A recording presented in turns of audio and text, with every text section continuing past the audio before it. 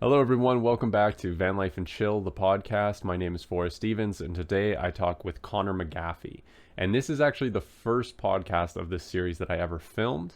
And we talk about how he built out his amazing high tech Ford Transit van and how he went from living in the back of his business to now living in a van and being able to travel while still working remotely. We also get to hear some really funny and interesting stories from him living in a van. So I hope you guys enjoy this episode. My name's Connor McGaffey. So van life is the new thing. Before that, I had a pretty successful business in Detroit, Michigan, where we did nerf wars in a warehouse and kind of evolved over the years. The idea started in my house and then kind of just researched if those places existed anywhere and couldn't find any and kind of just jumped into that and found a cheap space, and the business kind of grew over the years, and I moved into a bigger space. Then we added like dodgeball, a podcast studio, and virtual reality parties. And then when 2020 hit, it was pretty specific towards my business as far as running around, group activities, and heavy breathing. So it didn't really stand a chance. So I got out of that pretty quick. Fortunately, I had a good relationship with the landlord, so we worked something out. But that was a stressful time, and I had already been kind of like eyeballing the whole van life thing, and it was kind of like the perfect timing to get into it. And once I started deep diving on YouTube, that's like when I made the decision, like, yeah, we're doing this. So it was a lot of just researching just vans I could afford, which there weren't a lot out there, and it was also a bad timing with just the used car market just being so ridiculous, and for some reason transit vans as well. But I got lucky, found one on Facebook Marketplace for a good price, and then just started building it out. But just a lot of inspiration from other YouTube channels, really. So where are you right now? Are you living in your van then? I am living in my van. I actually came to where I work, the office, just in case I needed good Wi-Fi, like this situation. My Verizon hotspots, it's good, but I haven't done a podcast type interview situation, so I wasn't really trusting it. So Yeah. we're here right now. But yeah, I'm living full time in the van. It's only been a little over a month now, but about 4 months of build out, and just had to get it in time for the winter. So are you traveling around then, or are you kind of staying close to where you were?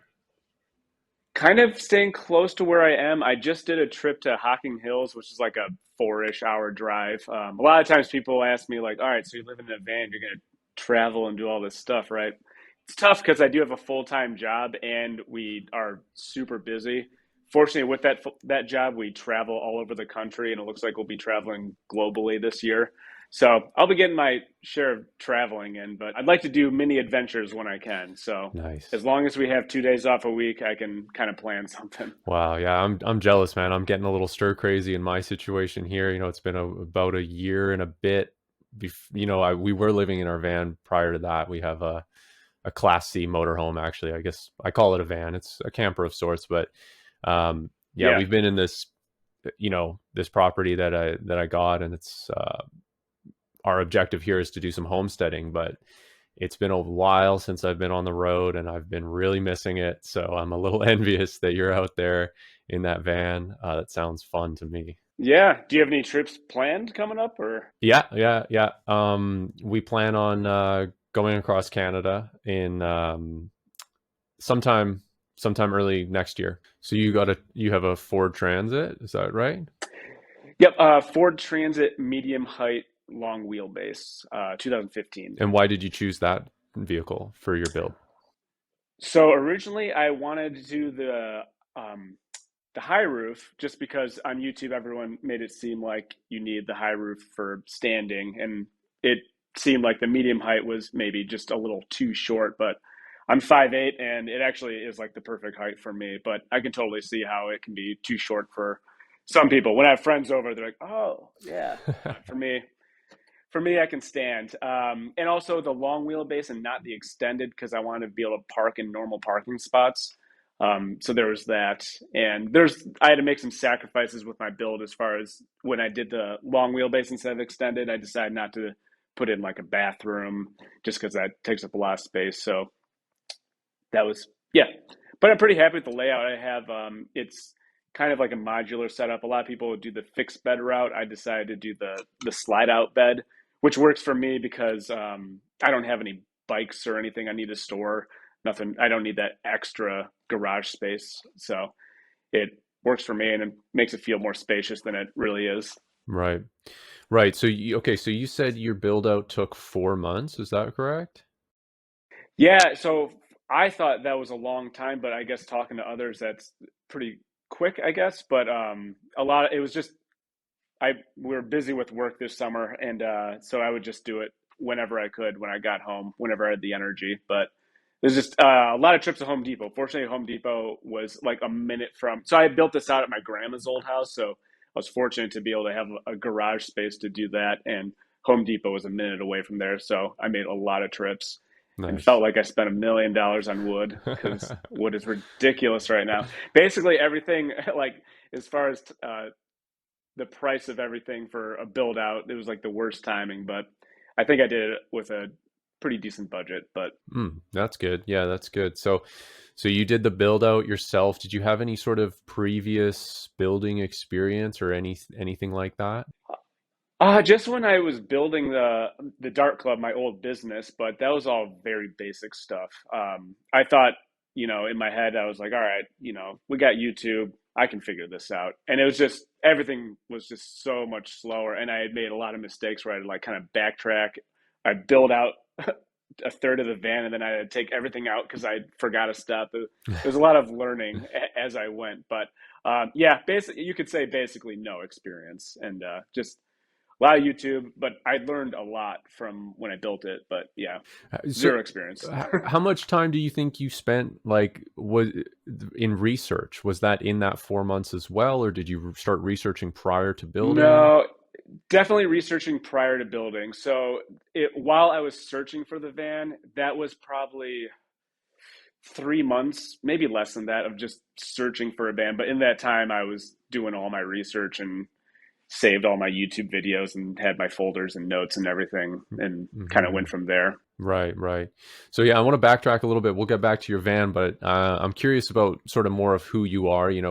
Um, how did you grow up, and where did you grow up? Grew up in Michigan, Troy, Michigan, and yeah, I grew up, I guess, big into sports and stuff like that. I was pretty competitive. Went to college, Michigan State, and had a degree in kinesiology. But as far as like our household, we're a very like entrepreneurial type family. My grandpa, my dad were business owners. I became a business owner, with and then from there, I guess you could say I had the confidence to say like I can build a van. I built this business. Why not? We'll figure it out as we go. And now been posting on YouTube a lot, and that's kind of, I guess that's become my new side passion project or hustle, or you could whatever you want to call it. But yeah, I'm a person that needs to be. I'm busy. I need to be doing something. I need to have some kind of goal to work towards. Otherwise, I don't know, struggling. I need to have some kind of project or goal, or if I'm bored, I need to be doing something. And fortunately, with work, I have a really cool job. So I do all like the video production for a company called Firefly Drone Shows. So we do drone shows all over the country, and so that's a pretty fun job, I guess you could say. But so that and this, I'm pretty happy with how things are going right now. Hey everyone, just a quick little interruption from the podcast. I just wanted to remind everybody that I am going on tour this year, and I will be doing van tours all across Canada and potentially North America as well. We'll see about that. But in the description, I have my current sort of travel plans. And if you are anywhere near there, any of those stops or any of those lines, I would love to hear from you because I want to film a van tour with you. If you have a van in any sort of shape of conversion, or you're living in a van, I would love to hear from you, and hopefully we can meet up and film a van tour for different media. It was that maybe part of the appeal of van life, was that there's more going on in your day to day with van life, and there's more to sort of do. You saying that you needed something to do, that you always need something to do, is that it was that part of what made van life appealing? Is that it's always kind of changing? I absolutely, and I think it sounded like a fun challenge, or maybe not even a fun challenge. It just sounded like a challenge. I know that what you see on social media and all that, it's like yes, it's all beautiful and stuff, but I know. I knew going into it, I was like, nah, this is gonna be challenging. I'm gonna be living in this in the winter in Michigan. It's gonna be challenging, but I like the adventure of that. But also at the same time, there's that whole like you're supposed to live in a house, you're supposed to do these things, and I like to question like why. So when I had the dark club, I actually lived there for like 6 months as well at a period of time. So I had 17,000 square feet, and like in the back were like a bunch of like rooms. It's very industrial, and you're not supposed to live in there. There's like no showers or anything like it was illegal for me to live in there, but I was spending a lot of money on rent downtown Detroit, and also it was just like, and there's that money could have been put towards like hiring another person to make my life easier, putting it into the business.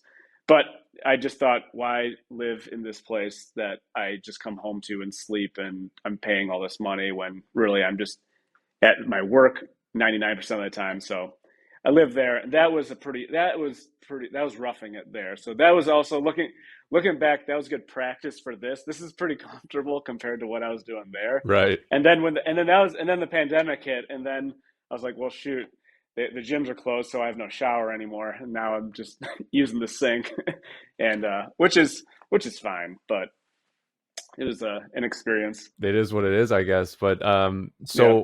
so it sounds like though, with your build and with the limitation of your van space, you said you didn't end up building a bathroom. So are you still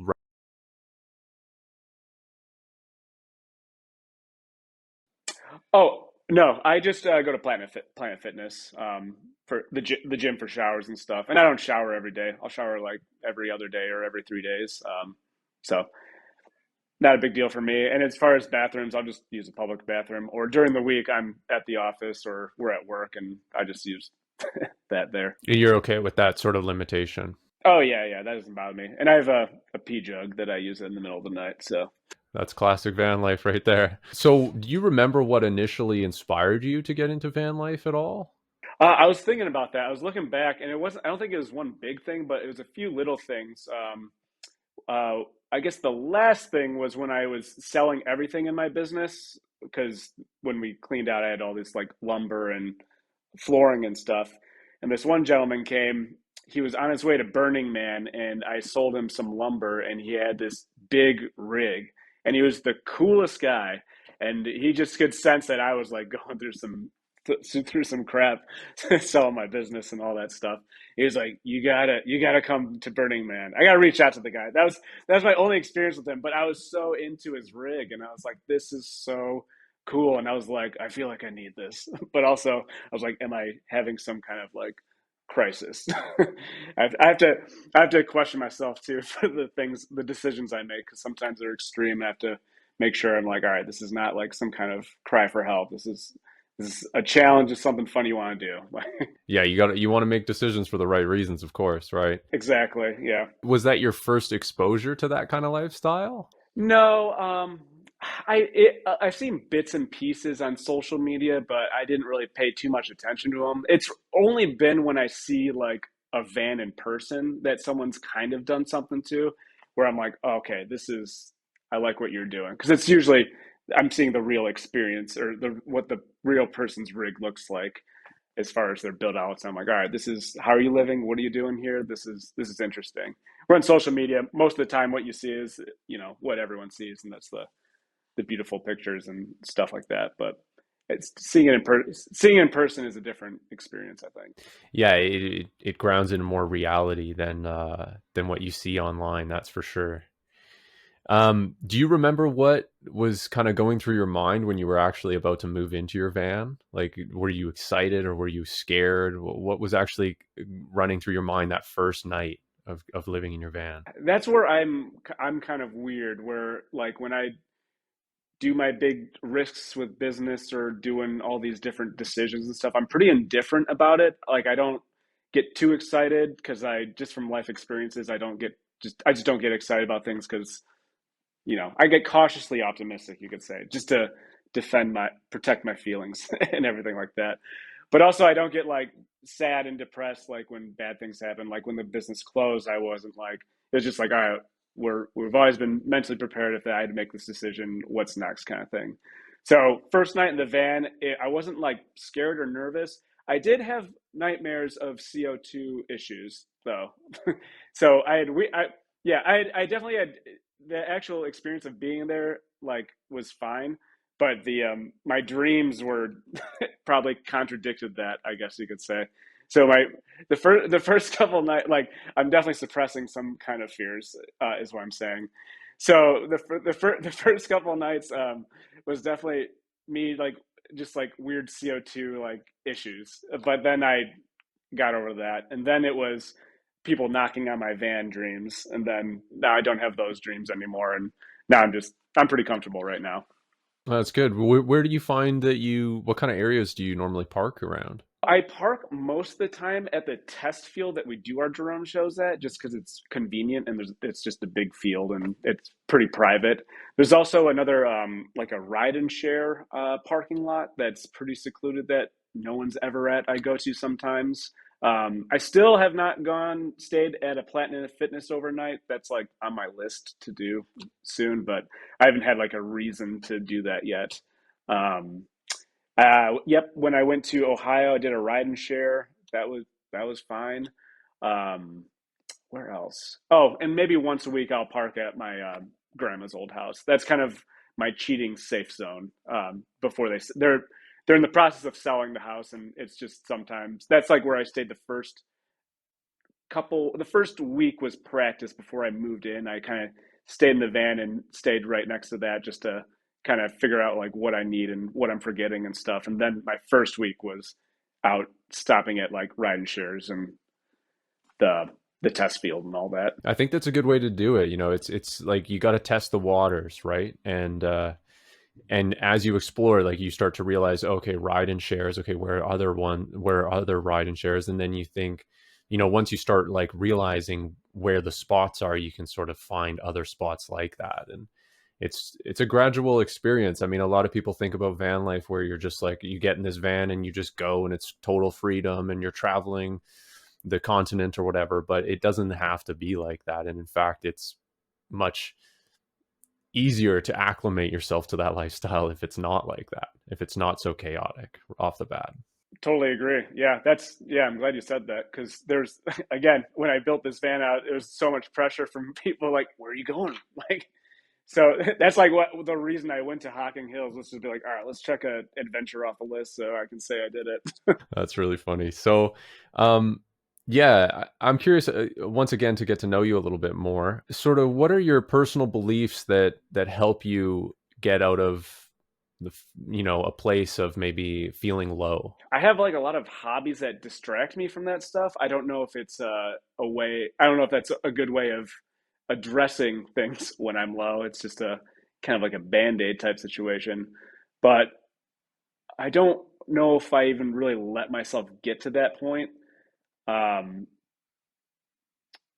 I have, yeah, I don't know. It's hard to answer that question.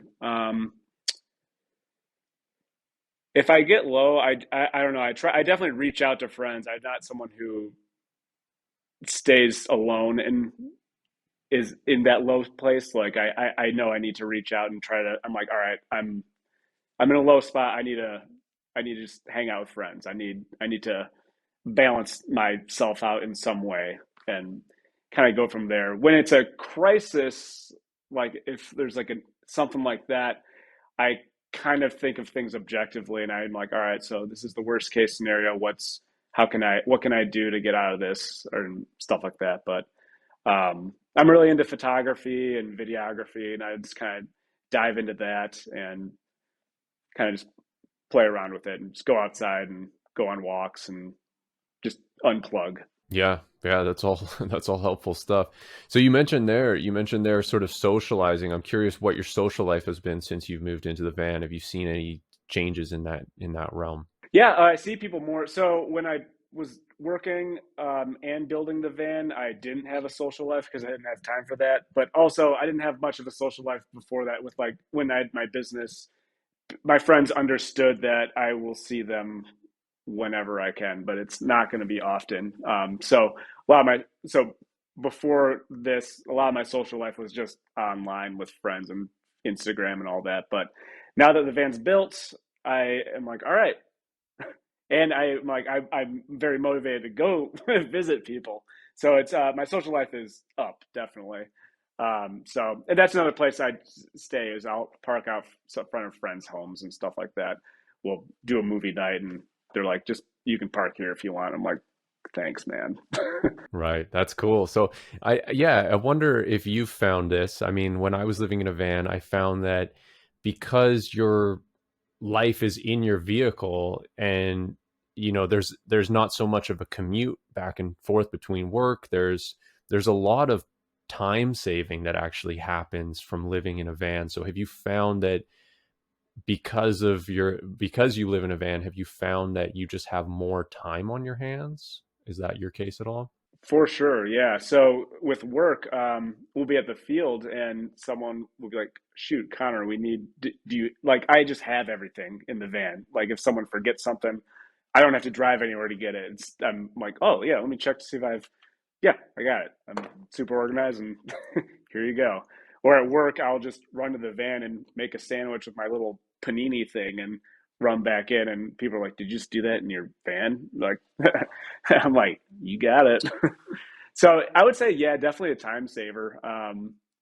Yeah, Yeah, definitely a time saver. And that, I mean, you just mentioned there that you're an organized guy, and I've seen your van build, and it is incredibly organized. I really appreciate kind of the aesthetic that goes along with that too. Sort of, the side cupboards, the open cupboards that you have, I think with camera gear or something like that. I can't remember, but yeah. So I have those like recessed shelves, and I have all my cameras there. I wanted to have this rig to be super functional, where everything with cameras, I have a lot of cameras, and I had to sell a lot of them because I have too many of them. But I find if I don't see them, I don't use them, and what's the point? So I wanted them to have them all out. They're all on quick release plates too, so I can just take them on and quick release. Everything is quick release plates. That's all on all my tripods, and I have some mounts on the ceiling and stuff. So everything's ready to be taken out and put wherever easily. that's really cool. And also, I noticed you're into you do this light photography, the light painting photography, but also inside your van, you have some unique lighting features too. Can you tell me about that? Yeah, I just like playing around with different lighting, I guess. But when I was building the van, I knew some of the most important things is lighting. Um, just with any living situation I have, I've always been into like the Philips Hue light bulbs. I had those. My apartment was a very smart apartment that I used all the ecosystems and stuff. I was really into that. But with the van, I couldn't use the Hue light bulbs, obviously. So I was just looking for different other routes. But yeah, I'm really into those sunset lamps. I found some camera review channel, one of the camera review channels I watched recommended this one. It's got a built-in battery, and it's full RGB, and it has that sunset lamp option, and it's great. And so I use some small rig arm clamps that I'll clamp to the ceiling, and you can rotate them, have them point wherever you want, basically. So yeah, a lot of the stuff in the van is kind of camera gear related, but it's super functional for van life, I believe. Just as long as you have that quarter 20 thread that you can use on stuff. But yeah, the sunset lamps, really like those, and just I wanted to make sure the puck lights I have throughout the van are warm and dimmable. So I got those, and then I just have all kinds of just different RGB lights that I'm kind of messing around with. I'll mess around with lights if they are functional and work. I'll keep them. If not, I'll just return them on Amazon. But most of the time, I just keep them. Hmm. Yeah, and so what is your window situation like in your van? I don't recall if you have windows or not. I have two windows in the rear, and then I have the skylight above, and that's it. Yeah. So when I originally started the van build, or the idea when I was researching was I want to go super stealthy. Like you don't even know that's a van life van. But once I built it, I was like, well, you can see the skylight, and the max air fan. I'm like, it's really not that stealthy. I don't think, unless I mean, I think it's not stealthy. And now looking back, I'm like, well, I feel like I could have made it look a little friendlier if I'm not going the stealthy routes. So I don't know. I'm okay with the window situation I have. I don't really want to have the feeling that people can see inside. But with the two rear windows, I just have like some pull down curtains, so I don't feel uncomfortable. So in the future, I guess I could have put in another window to make it feel bigger when I don't need to feel stealthy. Stealthy. Right. Yeah. So what is your electrical system like? How do you power the kind of the home of your van?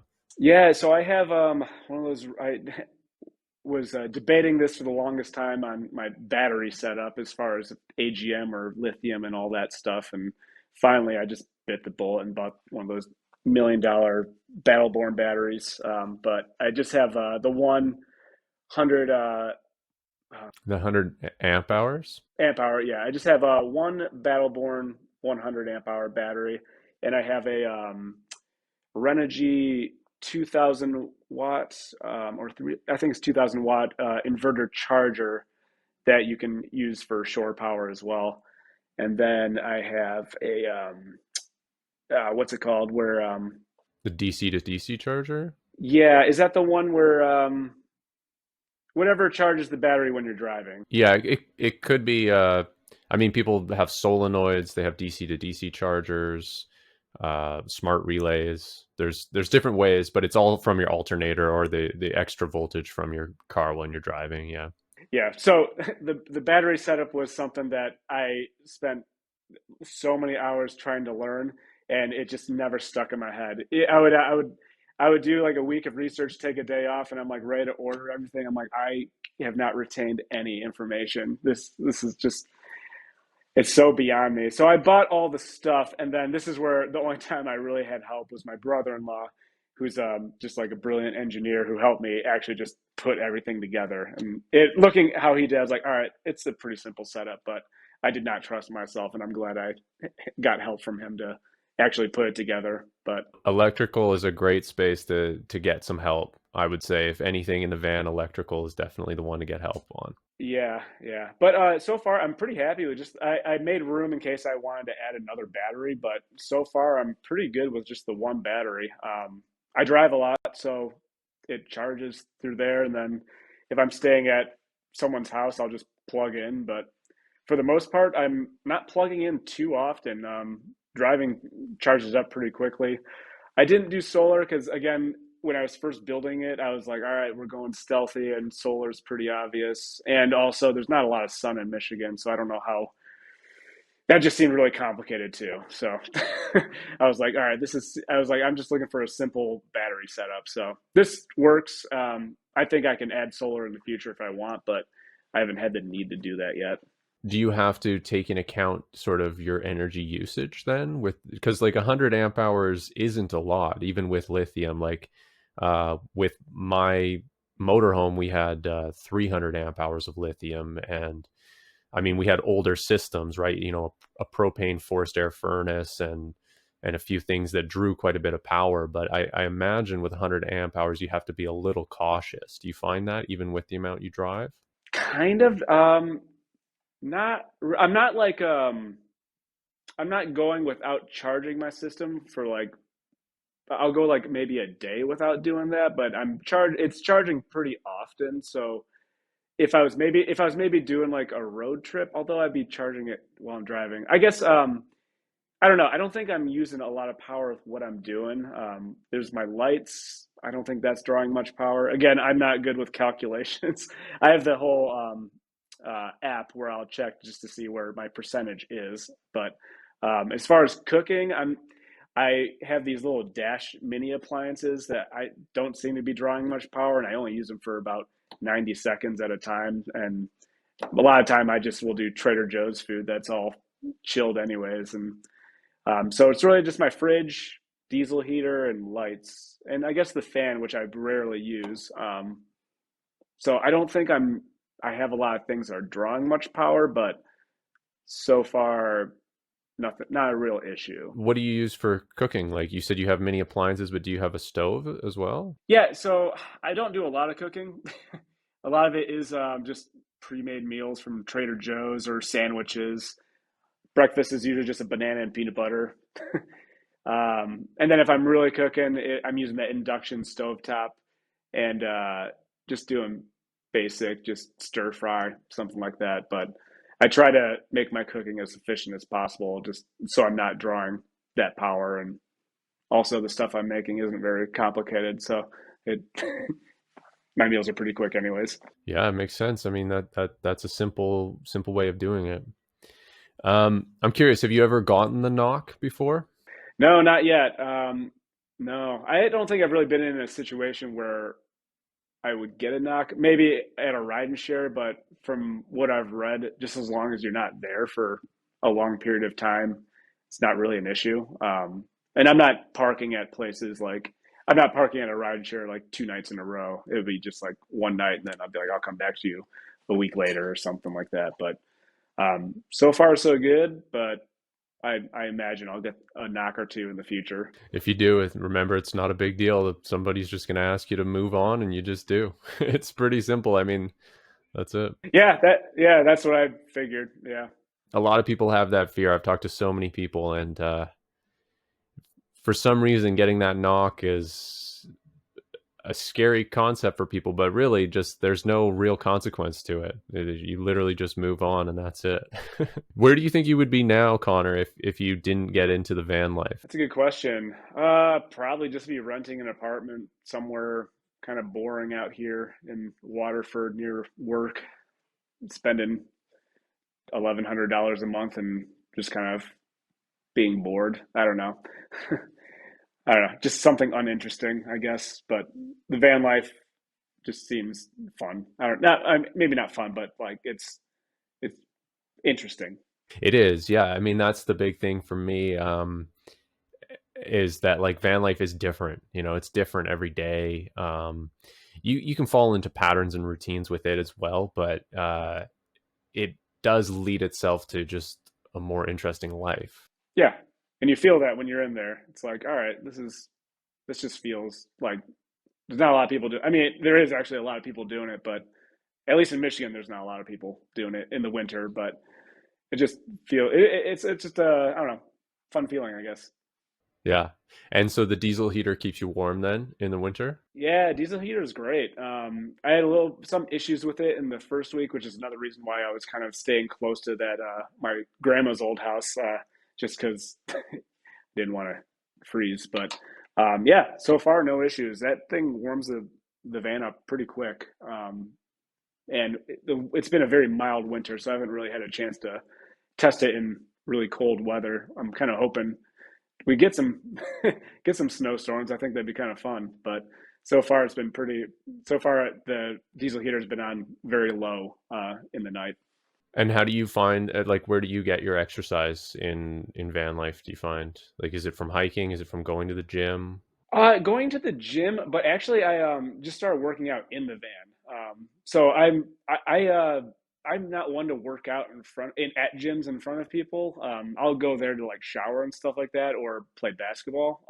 But as far as actually working out, I don't need a big space for that. It's a lot of just pretty simple workouts, but I like to do that kind of stuff just in my own space. So I got some resistance bands. You can do a lot with that, and then some push-up like bars, like little hand bar things. In what ways has living in a van actually helped you, do you think? I it might be honestly like it might be lame to say it, but like posting on social media, I've met a lot of people from posting on social media, so it's got me to meet new people that are that also have like a kind of similar mindset where they're just open to trying new things, and it's a very nice positive community too. So I would say just the introduction to the community of van life people, or people interested in van life, or just positive people. That's been the biggest thing for me, I would say, is getting into van life. So the community aspect, that's an interesting thing about van life is there is this community around it. Although it's possibly spread out and definitely nomadic, right? But so you found that you've sort of immersed yourself at least into the digital side of the community so far. For sure. And even more so than that, like people who comment on my YouTube channel or even find me on Instagram message me, and we've built a decent relationship where I'm very open to actually visiting some people and doing some kind of trip with some people, and just being open to different adventures or just different things. So I just like that there's just different. I don't know what opportunities are going to come from doing van life, but I like the unknown of that. But I can't see very many downsides, and that was another reason why I did it. Is because you foresaw that there wasn't going to be very many downsides from it? As far as big picture stuff, I feel worst case scenario, I can just sell the van and go back to living a non-van life, and best case scenario, meet some new people. Just I don't know. I don't know what the best case scenario is, and that's what I kind of like about it. That's interesting. Yeah, I guess there are a lot of sort of possible futures when you're in a van, right? You can decide to do, I mean, your options, you just have so many options. For sure. What have been some of the challenges that you faced in this lifestyle so far, you think? A lot of it is just trying to figure out what I need and don't need. As far as it's a very minimal lifestyle, and I'm kind of going through this back and forth of going super minimal, but at the same time, like I like to have, some things that are absolutely not necessary for van life, but I just think it'd be fun to have in the van. But then you're like, I don't have room for it. So a lot of it is just trying to figure out what I really need and what I really don't need, and just making a few sacrifices there, as far as making just decisions. So literally the size, like the space that you're in is some sort of limitation, obviously. Um, yeah, so I guess was like, because I feel like van life really forces people into that minimalist mindset where you have to be like, okay, have I used this in the past month? Have I thought about this? Do I really need this? If I buy this thing, will I have to get rid of this thing? Right. So was that something that attracted you to that lifestyle, that the idea of minimalism? Absolutely. I was, in a way, I was kind of living like that. I've always had this rule: if I don't use something for 3 months, I gotta sell it. Mostly like when I'm thinking camera gear, because I try to be minimal with that, but it's absolutely not minimal with all the stuff I have. So I sometimes I have to take a step back and be like, all right, gotta be ruthless here. Like I've not used that, so we're selling it, and that's kind of like how my mentality has been with van life. As far as yeah, if I don't use it, like it's if something's been stored away and I just don't think of it, it's got to go. Like it's if I'm not using it, and I guess another challenge too. I don't know if not a challenge, but like a thing is explaining to people van life who don't understand it. I guess, or when I post, because I post on Facebook a lot too, just to get the YouTube videos out to other people or whatever, and you'll get family members who will just come and be like, I don't get it, or they'll be like, so where will you live though, or where will you park, what do you do about a bathroom? I'm like, I'll answer all your questions, and I'm gonna just do a question and answer video, and I'm just gonna send you the link, and so I don't have to answer those anymore. But there's definitely the whole thing of some people just really don't get it, and they're like, are you okay? But for the most, that doesn't really bother me anymore, just because from my videos, people are like, all right, we get what you're doing now and all that. But the initial part was, I was like, yeah, I'm gonna buy a van and live in it full time, and people were not understanding that. Is that right? So like family members or friends as well, or Oh yeah, yeah, yeah. Both, yeah, for sure. And naturally, parents they worry about you, but they get it. They, even with all the weird decisions I've made, they're like, okay, but all right, fine. But there's definitely some hesitation, and but people get it now, I think. yeah, it's also becoming sort of mainstream enough that people have at least some sort of idea. Most people, I would say, have some vague concept of what, they've heard the term maybe living in a van or van life or something like that, which helps. Exactly, and potentially I would not have done the van life thing if that wasn't already established.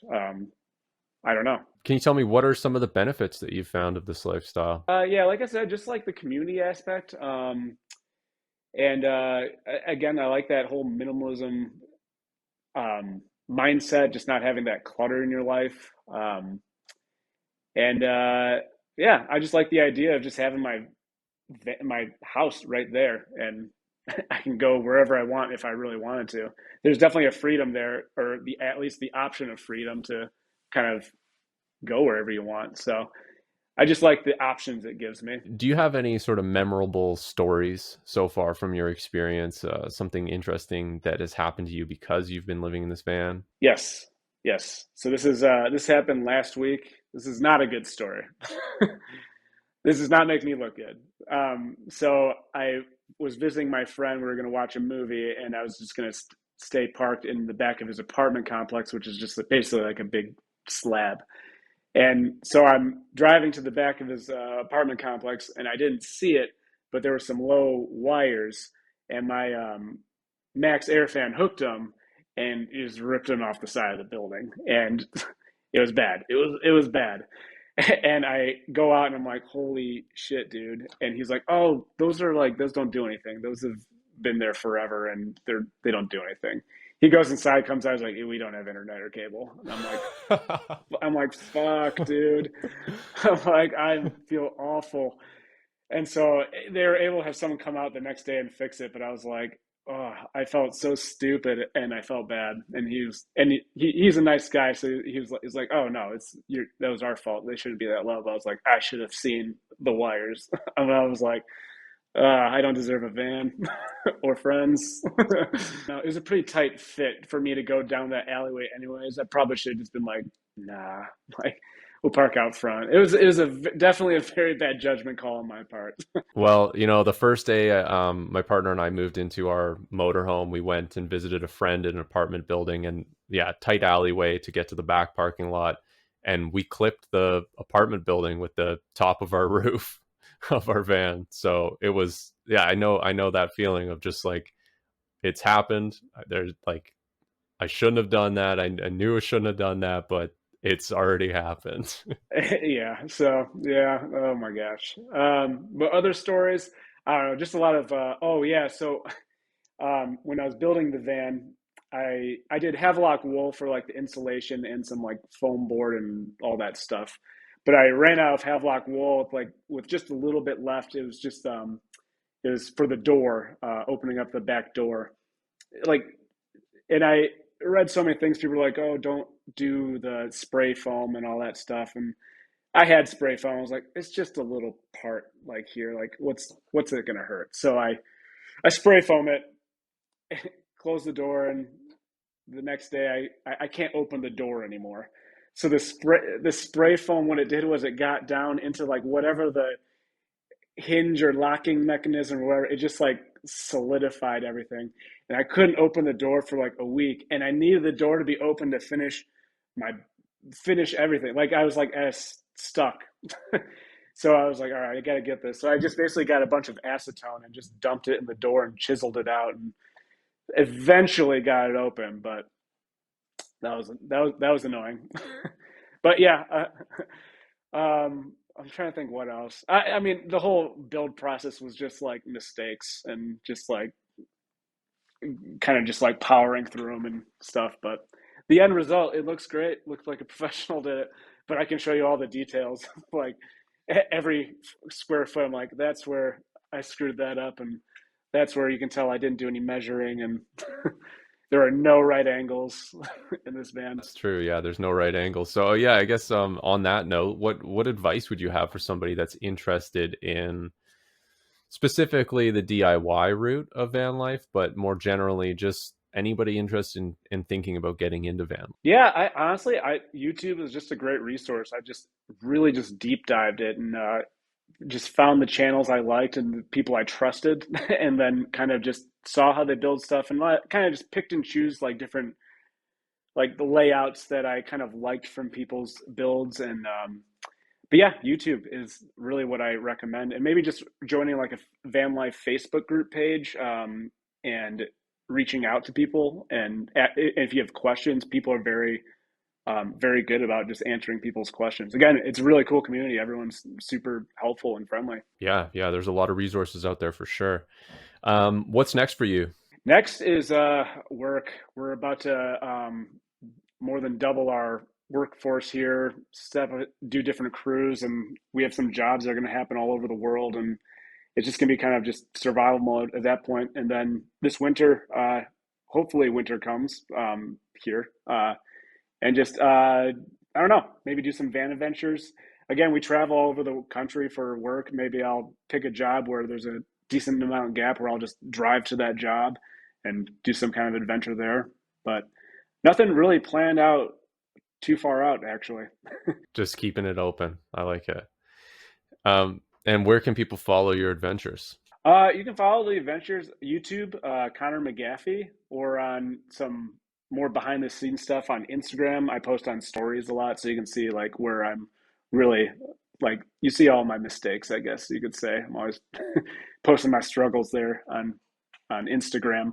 But yeah, YouTube. I post a video once every Monday, so you're seeing kind of my highlights throughout the week, and it's pretty short videos. They're all around like 6 to 7 minutes, and I try to keep it interesting and somewhat fast paced. Try to keep people's attention and just the highlights of the week. Sounds good. Well, thanks a lot for talking to me today. It was a lot of fun, and For sure. Thanks for having me. yeah, I hope to one day maybe even meet up with you. Who knows? When I get on the road, be sweet to do a van tour of your van eventually for the channel too. I mean, yeah, I'm just super impressed with your build. So if anybody is interested in checking out a very cool build, I would highly recommend going and checking out Connor's channel. Thanks a lot, Connor. Yeah, thanks for having me. All right, everyone. Thanks for listening and watching this podcast. I really hope you enjoyed this episode. If you want to check out more, there's more popping up. Thanks, everyone.